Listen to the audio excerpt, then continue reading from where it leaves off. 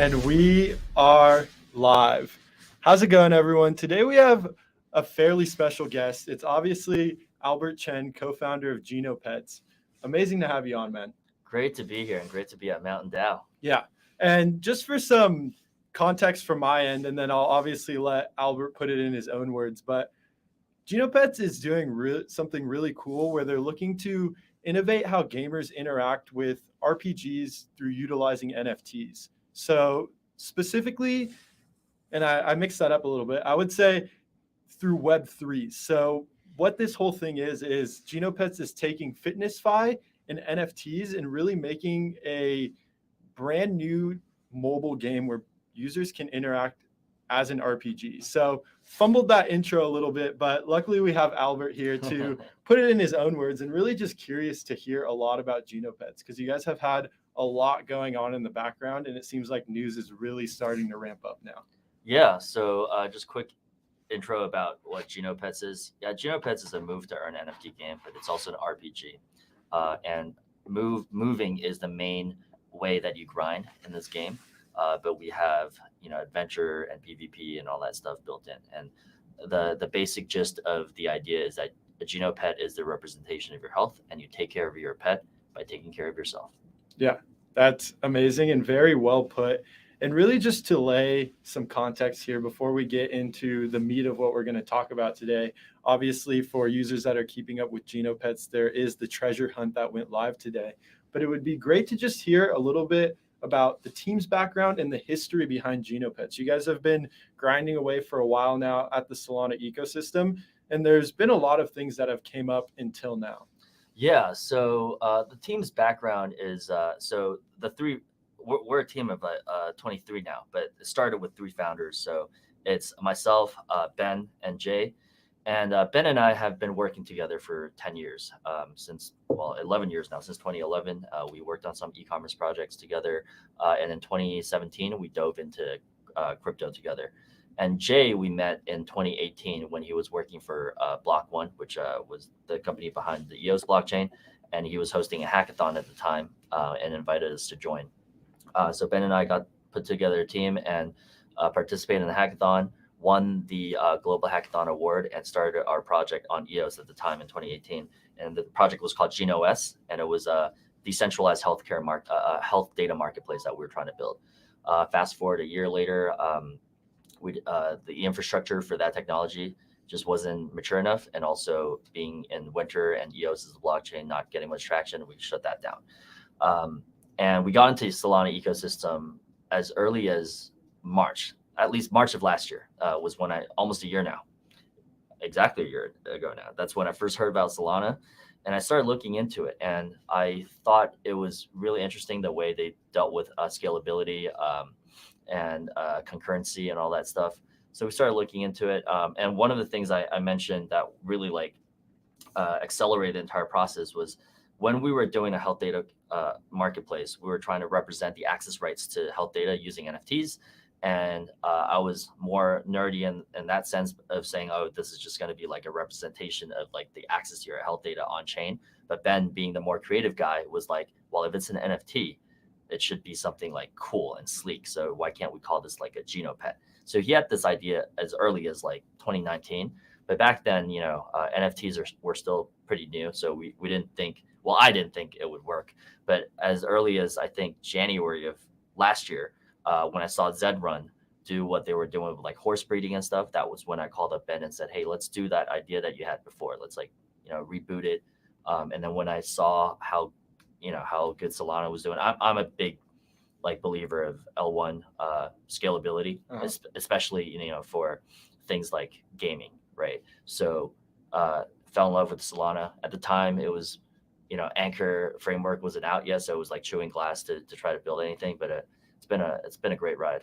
Yeah, that's amazing to hear. And I think something that's super notable is the fact that you guys have been experimenting around with blockchains and really this idea of bringing fitness onto the blockchain. I think something that, there's a couple unique things, and you were doing a panel yesterday here at mtnDAO on NFTs in the metaverse. And I think it's also great to just, even the fact that you have a background playing a lot of games in the past, playing MMO and RPGs. So it doesn't seem like it's some sort of crazy shift, even though in the beginning you may have been a little bit hesitant on the whole idea of NFTs. But once you saw things like D-Race, Zedrun more notably, the pieces started to come together. And I think it's great that this wasn't something where, first of all, you guys were fairly early to Solana, but even before then, you guys were thinking about how do you bring fitness and health to the blockchain. So want to add that in there. And then something else I just want to build on the history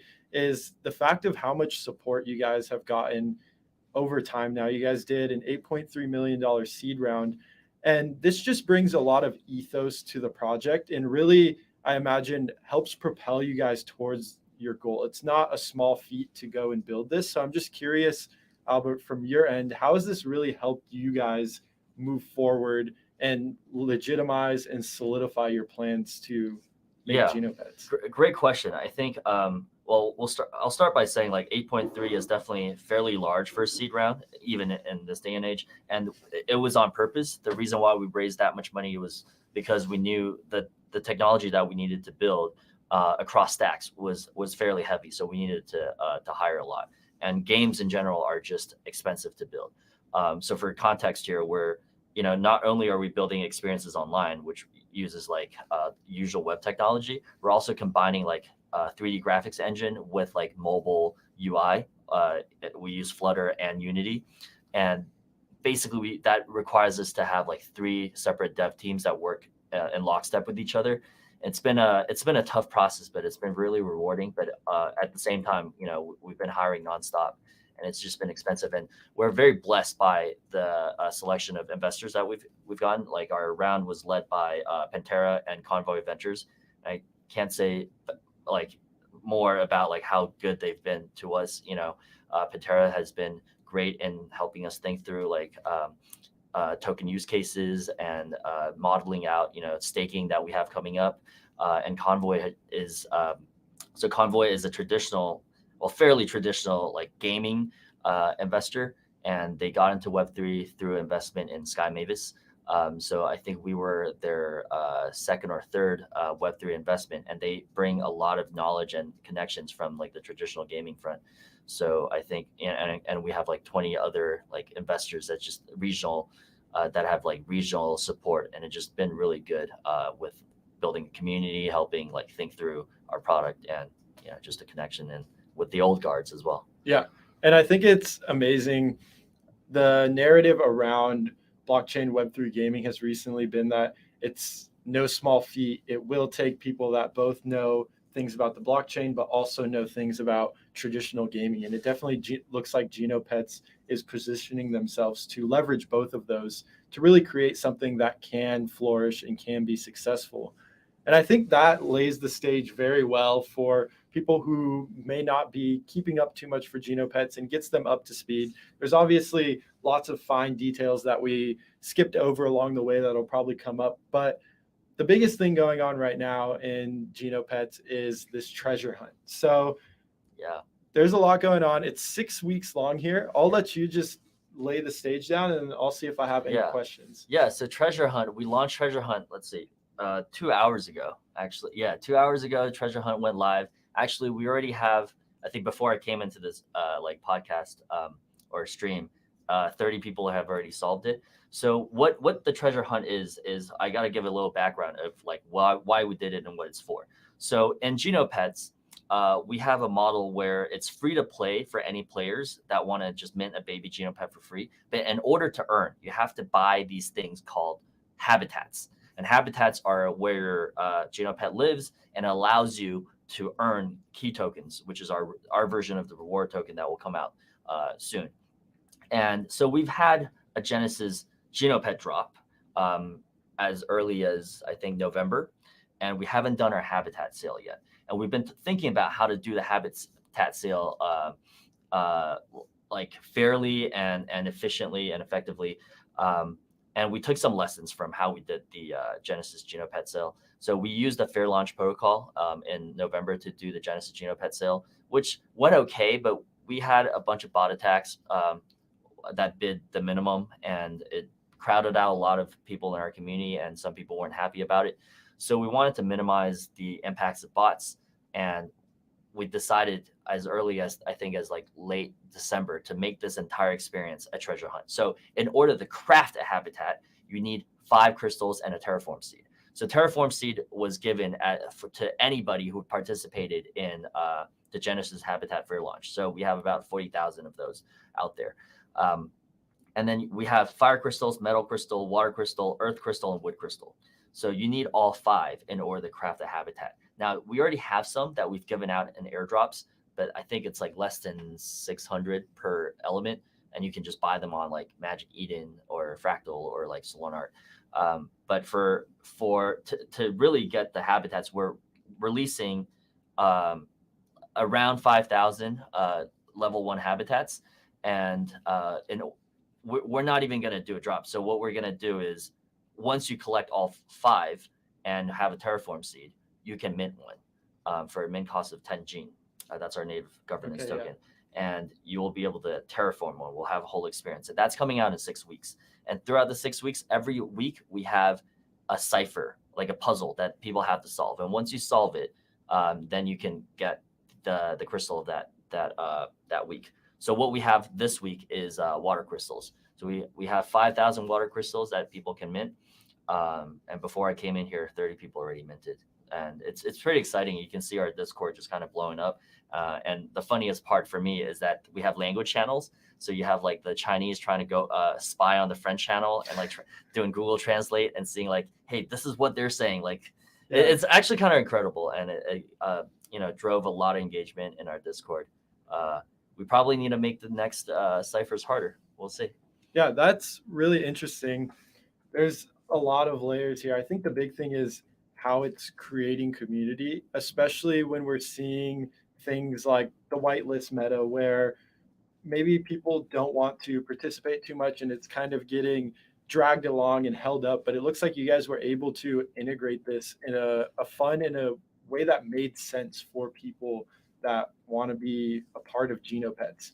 It's integrating the game in there, the whole idea of being a crafting RPG, instead of just making people jump through useless hoops to do something. Oh yeah, for sure. I also think a really cool part here is just the idea of the community involvement, right? You touched on it, how people are very competitive. And what was the idea behind this? It seemed like there was definitely an aspect of like making users critically think. And this just seems like part of the entire crafting aspect of the game. So I'm curious to touch on that. What is like the nature of these ciphers just in general without giving away too much? Yeah, so it's without giving away too much, it's like encryption and decryption. There's a new language that we call actually I don't think we have a name for the language yet, but it's a language we use in the universe, in the Genoverse. And you basically have to decipher what it's saying, and then the prompt will be in that language, and it will ask you to do find out certain things, right? They'll give the puzzle, so it's like a 2-part thing.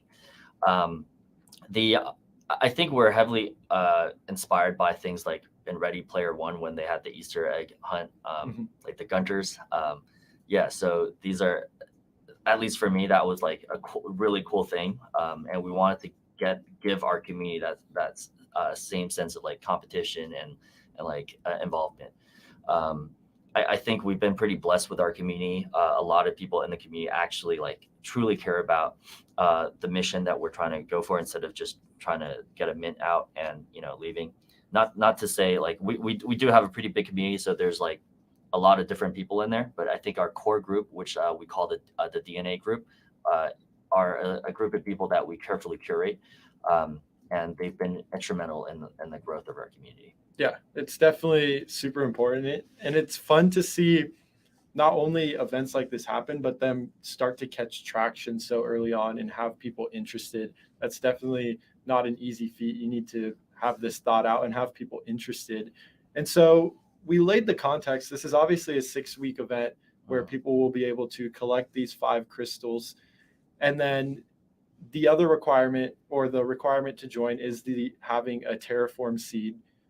How can users go about participating if they haven't been keeping up, haven't been able to get a Terraform Seed yet? Is this something that is also listed on Magic Eden? Yeah, so Terraform Seeds, there's there are 40,000 of them out there because that's how many people participate in the fair launch, and I believe they're going for a very cheap price. I forget the floor price right now on Magic Eden, on Solana, I believe as well. So you can just anybody who wants to get involved, just buy one of the Terraform seeds. You won't actually need it until the very end. So technically, you can start solving. What we do require is that you connect your Discord, create a game account, and on our website and connect your Discord. The reason why we do this is to prevent Sybil attacks, right? So like we don't want the same person creating a ton of wallets, which is really simple to do, and just like minting all the crystals. So your account has to be tied to your Discord. In order to participate, and your Discord needs to be actually in our server, which requires a phone number verification. So I think this way we can prevent bot attack. Like one of the biggest problems I think in this space is just bot attacks. So every time we're designing an experience like this, that's like top of mind. And so I actually wrote the Solana smart contract from scratch with an anti-cheat like mechanism inside that won't get into too much because it's anti-cheat, but I believe it's going to be sufficient. Yeah, that's awesome. And it definitely is one of the most important things, as you're saying. And I think it's really hard in the sense of making something that is or doesn't reward bots actually allows for organic participation, but then actually making it fun for the users. So this looks like it's mixing the best of both worlds there.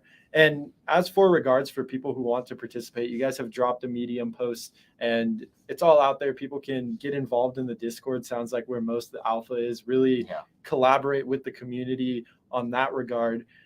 Moving forward, as week by week, it sounds like these may potentially get a little bit harder, but in general, they'll be the same idea of deciphering, decrypting, and being able to mint these crystals. What happens then in the last week when these habitats really come out, and what is the purpose of them? Yeah, so habitats allow you to earn key tokens.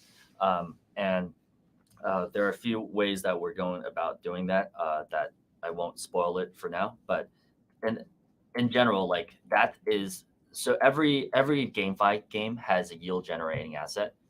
The habitat is ours. So our Genesis habitat are different from the habitats that you can get later on in that they can spawn any kind of crystal. So beyond just allowing you to earn key tokens, in the future, crystals are spawned daily from habitats and you have to harvest them. Or instead of harvesting, we call it refining. So those are things that you can also sell to, because crystals are the building blocks of the Genoverse, in which like power-ups, equipment, augments, all these things that we're building into the game are crafted by players using certain amounts of crystals. And part of the fun is discovering what the recipes are as well. So what's exciting here is that for the Genesis habitats that we're launching, usually each habitat in the future in the game has one element, and they can only spawn one type of crystal, right? And we designed it this way so then it can encourage players to trade with each other or collaborate. But for Genesis habitats, they spawn all 5. So that's very rare, and we will never create another habitat with the same kind of functionality again. So that's kind of where we're at. That's super interesting. And it's amazing the collaboration and how early adopters can be able to get a foothold in the game and really be there. And I think this starts to open up. We've mentioned Gene very briefly. You mentioned key habitats and then also the original Genopets eggs. I think we're starting to get into the aspects of the economics, how this is all structured. And this is obviously something that is very important, has been a massive topic of discussion. Luckily, it's not like in-game economies haven't existed in the past, but it is still a delicate subject, especially as you start to open them up. As a base layer question, how do you guys look to keep the integrity, so the fun of the game, while also balancing these economics between free players, paid players, and then also the person who maybe comes and tries to be onboarded in a month or 2 months from now?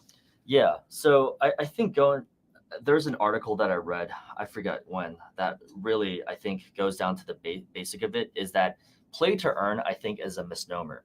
There are people who are playing for fun, and then there are people who are playing to work. right? And then there's a third type of player, which are the speculators.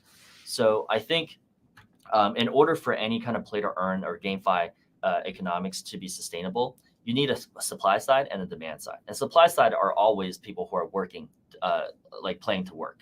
And on the demand side, you have either speculators or people who are playing for fun, right? So I think a lot of GameFi projects you see right now that's like doing the hockey stick growth, they have a little bit of both. But arguably, right now, I think 90% of it are speculators. So like, oh, I'm on the demand side. I'm gonna buy more, like let's say habitats, so then I can earn more. So then it has this like kind of self-referential, uh, what do you call it? Like Like a pump flywheel a effect. flywheel effect. That's great to bootstrap the economy, but it's not sustainable, and you can see this like all around the GameFi space. So in order to really make something sustainable, you're just buying time until the play for fun people are massive enough to take over that part of it. So for us, what's really important is that we target play for fun, the play to fun community from the get go. We will also have a lot of earnings that will be available for speculators, but our sole focus is really on how to make this fun. And I think one of the ways that we've done it is you can see that we've taken the pet route, right? Like, and when you had your Genopet egg, in order to hatch it to a pet, you have to answer personality questions. We had a few personality questions that people had to answer about themselves in order to hatch a Genopet. And that Genopet is actually procedurally generated from all the answers that you give it. The main reason is that it actually, so all our Genopets, you can, if you go to check out the metadata, the description is a personality description. And people have said that it's been fairly accurate of their own personality because we use the Big Five personality test. And what we're trying to accomplish here is that your Genopet isn't something that isn't an NFT that you just want to flip and sell, even though some people may just do that. The crux of it is that we want to make sure that people are emotionally bonded with their Genopet, and they want to improve their Genopet, for whatever reason. And in order to improve the Genopet, you have to craft items, you have to get power ups, and all of these feedback into the economics. Because in order to do anything that you want to do with your Genopet to level it up, to show it off, you're going to have to need key tokens, and the key tokens are and crystals, and that kind of generates the demand side of the economy, and that's how we're thinking it through. Yeah, that's really important and very well put. I think this is something that I've had discussions with multiple people in Web3 gaming about how there are a ton of speculators at the moment. And it seems like something like the treasure hunt looks to weed these people out. Obviously, some will still make it through, but it also is giving users a taste of what the game will start to look like, the idea of crafting. And I think a really big thing is I was talking to Matt Sorg here of Solana Labs, and we were just touching on this same thing, that games need to be fun. That's fundamentally something there. And it just sounds so simple and basic to say, but that's the grassroots reason of why people play games. I also think another important aspect here is the idea that people already spend a lot of money on games. If you look at blue chip games, people are spending hundreds of thousands of dollars on things like skins, in-game assets, and you really only need maybe 10 to 30% of the user base to really be these power spenders.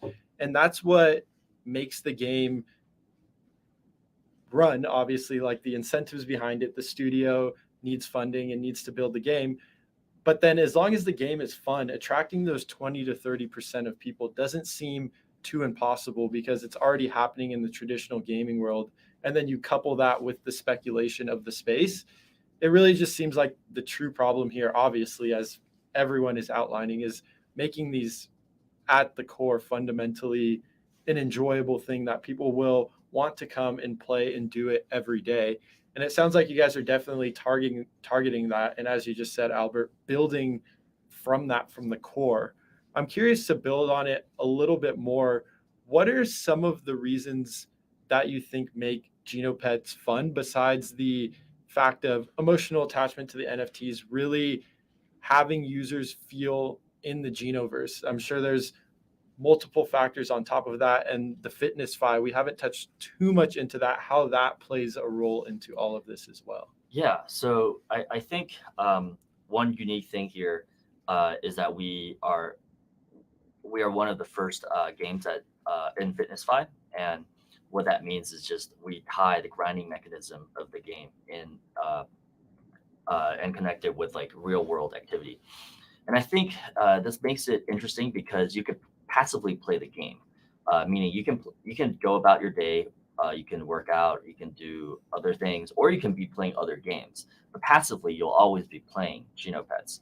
And then now we're building out a layer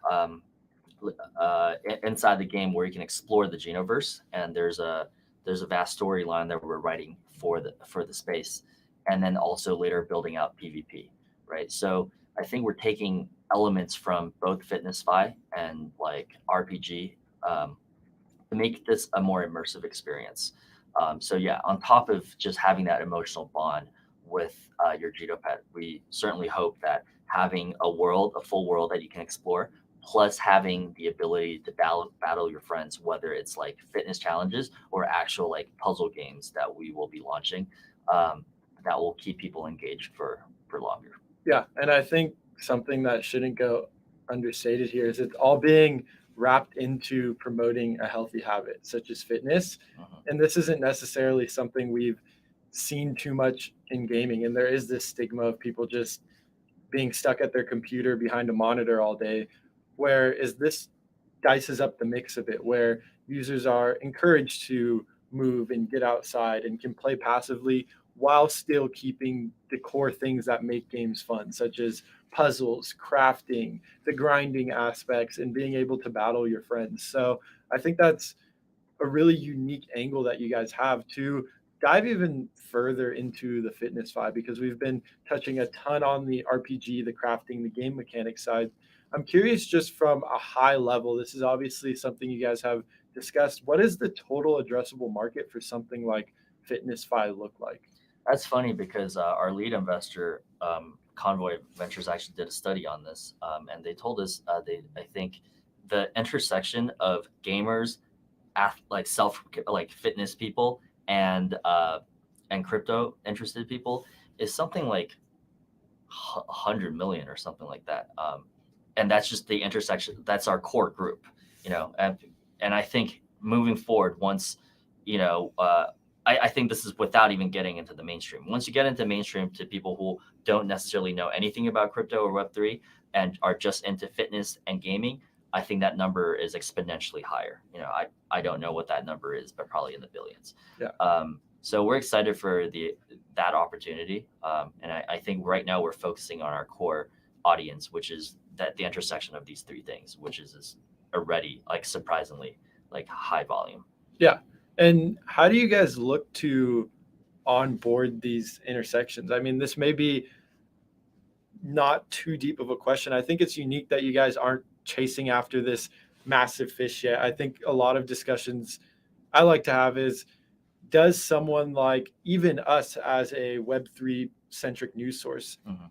are we the ones onboarding the next 1 to 10 billion users tomorrow? Or is our main focus right now getting people who are on centralized exchange interested in Bitcoin over into these ecosystems? It sounds like you guys are looking to first get this atomic network of a market that you guys already know, instead of going out and trying to fix massive issues like how do you make it easier for someone to use Phantom? I'm curious, just how has that been so far, just trying to get the users that are in the ecosystem since you've identified them? Yeah.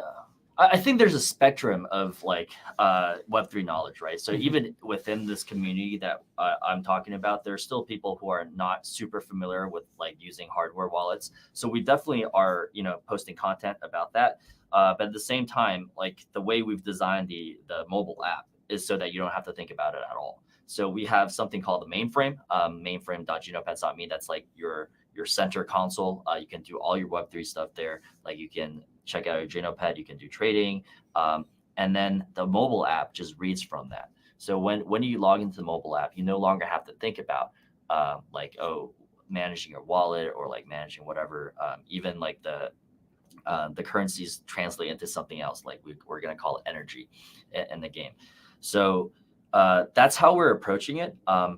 It's been a discussion like internally, like what our strategy is going forward. And I think for the next 6 months to 1 year, we just want to focus on our community, mainly because we have a fairly large community, and we haven't even been able to serve all of them in our private beta, because our private beta has been just invites only, and we have, I think, almost 200,000 people on the email list, and to go through all of that will take some time.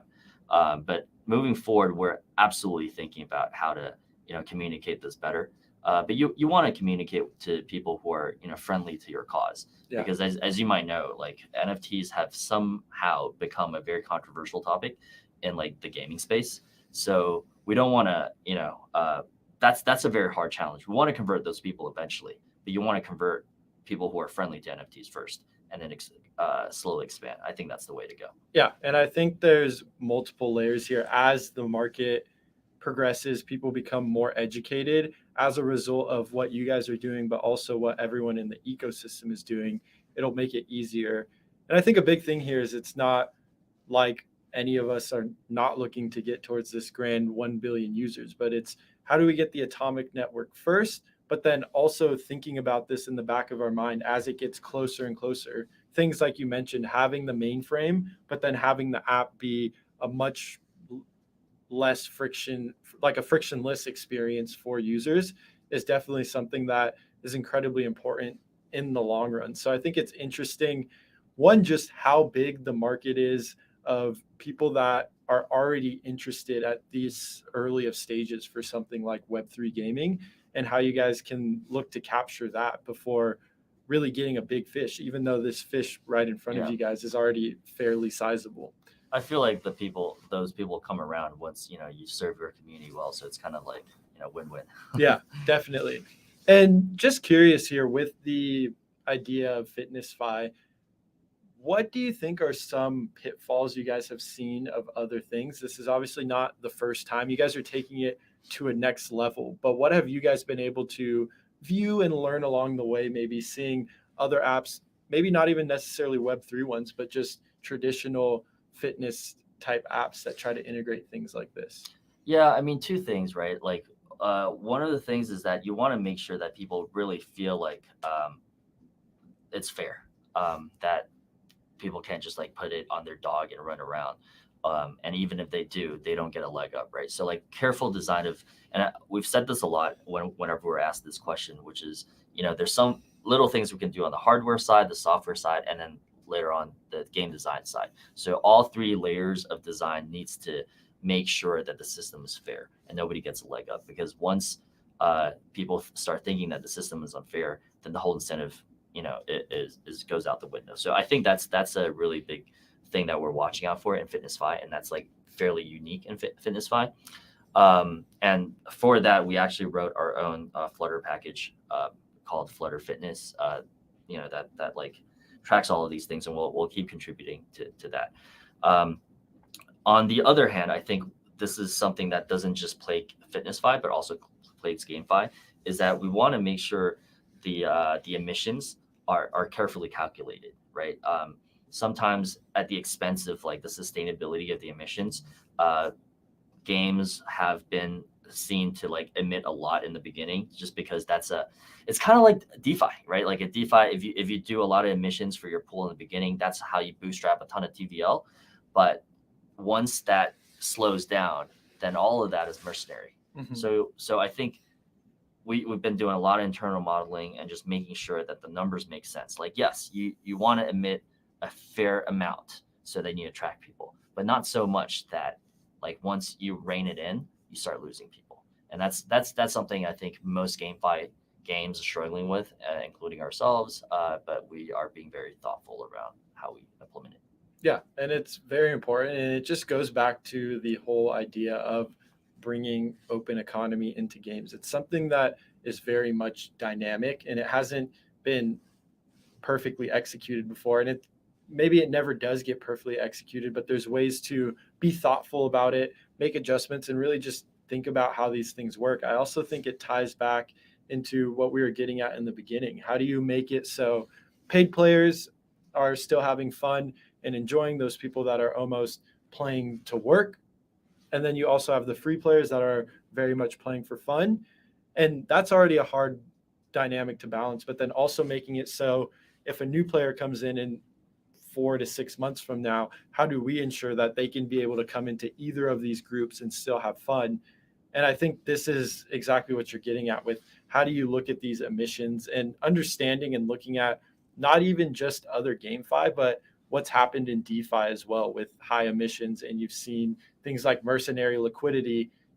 It's probably going to be very easy and a common theme to see something like mercenary players in the near future. Yeah, you're starting to see it now with like all these GameFi games that are coming out. Before, people had no choice, right? But like now there's so many selections, so it's going to be interesting. Yeah, and I'm definitely starting to get down to the bottom of my questions here. I think it's great how we laid a ton of context, but specifically drilled into this news that really is starting to bring out the idea of how Genopets can be an MMORPG, really starting to bolster the community before even you guys are really pushing crazy amounts. Like you guys are still in beta, but already starting to give users a test of things like the NFTs and the habitats, but then also in the beta, things like FitnessFi.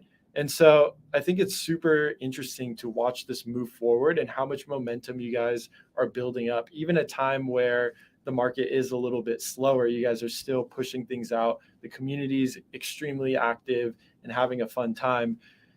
Really, to wrap things up, this is something that I just generally tend to ask, a little two-part question.